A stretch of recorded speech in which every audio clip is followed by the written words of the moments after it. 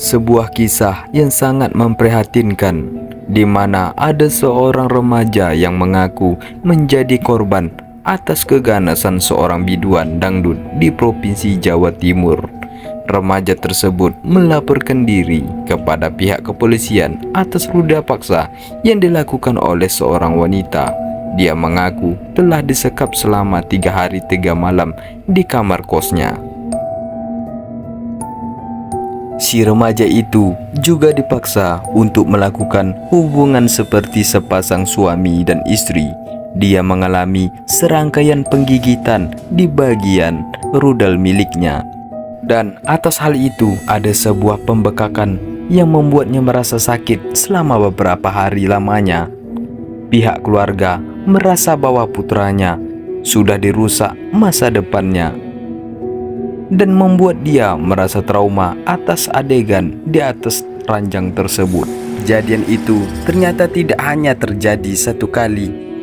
Di beberapa jam kemudian, Fajar juga terus-menerus dipaksa untuk mengulanginya lagi, hingga Fajar lemah tak berdaya.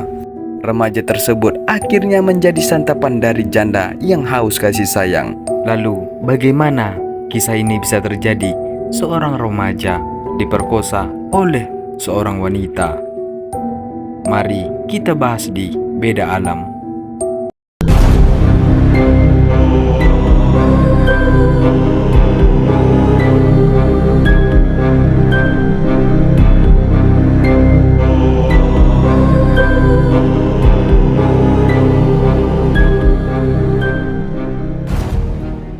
Orang biduan dangdut di kota Probolinggo, Jawa Timur dilaporkan ke polisi karena diduga mencabuli seorang remaja pria. Seorang pelajar SMA kelas 10 di Probolinggo mengaku diperkosa seorang penyanyi dangdut.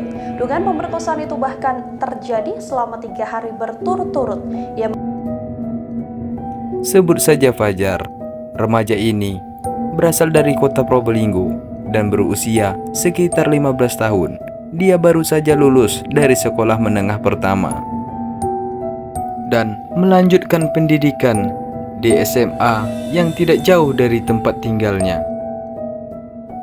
Fajar diketahui memiliki kepribadian yang pendiam dan cenderung pemalu. Dia jarang sekali nongkrong bersama teman-temannya dan terkadang selalu mengurung diri di dalam kamar. Hingga akhirnya peristiwa besar di dalam hidupnya itu terjadi ketika Fajar tidak sengaja bertemu dengan seorang biduan cantik asal Probolinggo. Pertemuan dari keduanya itu berlangsung di sebuah acara pernikahan. Ketika itu, Fajar diketahui ternyata menjadi juru kamera di acara itu. Lalu, si biduan ini sempat melihatnya hingga ada ketertarikan dengan tubuh tinggi bocah 15 tahun tersebut.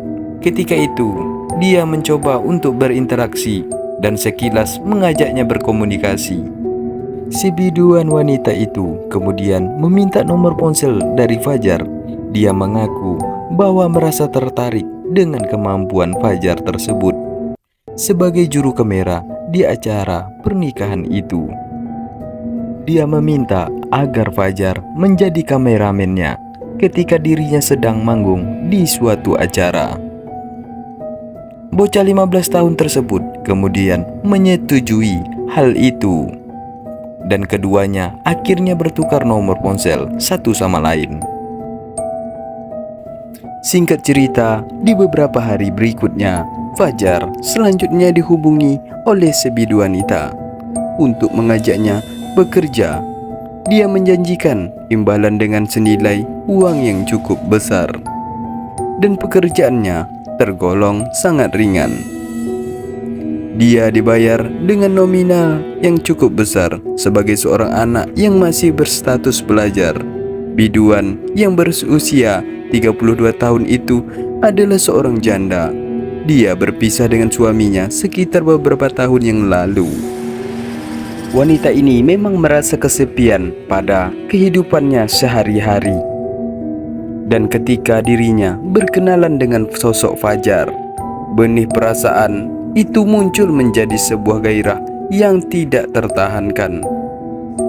Wanita seolah ingin menerkam dengan sebuah gairah yang sangat beringas, hingga pada suatu peristiwa yang tidak pernah terlupakan oleh Fajar itu akhirnya terjadi.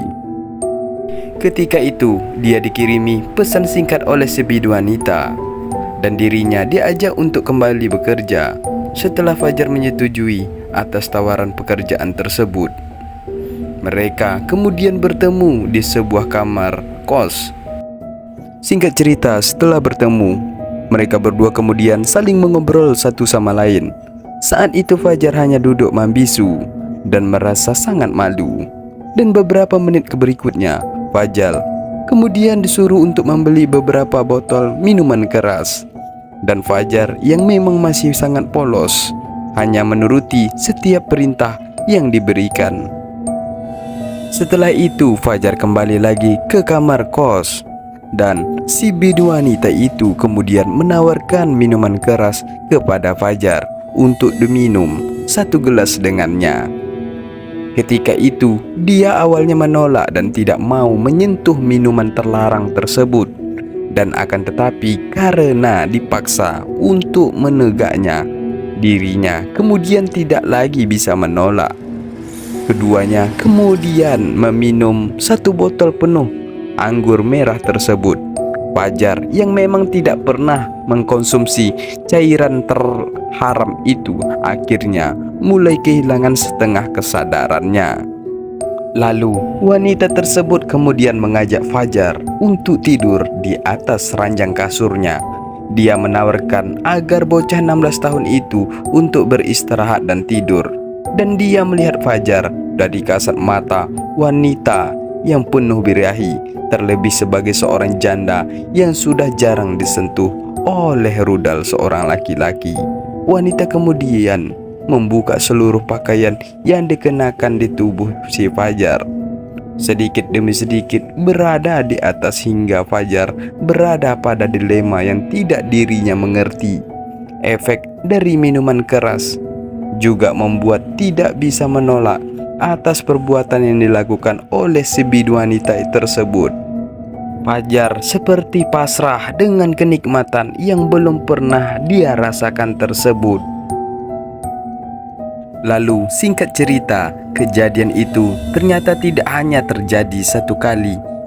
Di beberapa jam kemudian, Fajar juga terus-menerus dipaksa untuk mengulanginya lagi. Hingga Fajar lemah, tak berdaya.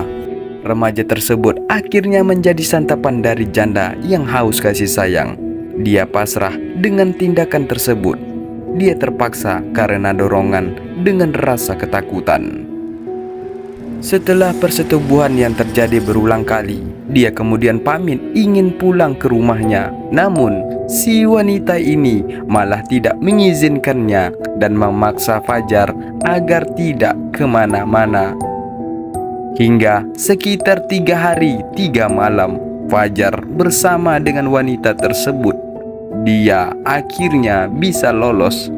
Remaja yang berusia 16 tahun itu kemudian langsung menceritakan hal itu kepada kedua orang tuanya. Dia mengatakan bahwa selama 3 hari tidak pulang, dirinya disekap oleh nafsu birahi dari seorang janda. Mendengar hal itu, bapak dari Fajar kemudian sangat marah. Hingga beberapa hari kemudian, si bapak akhirnya memutuskan untuk melaporkan perbuatan wanita itu ke kantor polisi. Si bapak merasa bahwa putranya trauma atas perbuatan itu. Namun petugas kepolisian Probolinggo kemudian mendapatkan laporan atas kejadian itu. Mereka selanjutnya mulai melakukan penyelidikan atas apa yang sebenarnya terjadi. Dan bocah 15 tahun itu benar-benar dihadapkan pada traumatis tingkat tinggi atas persetubuhan ganas itu. Lalu singkat cerita, akhirnya sang wanita mengikuti dan menaati proses hukum yang lebih lanjut.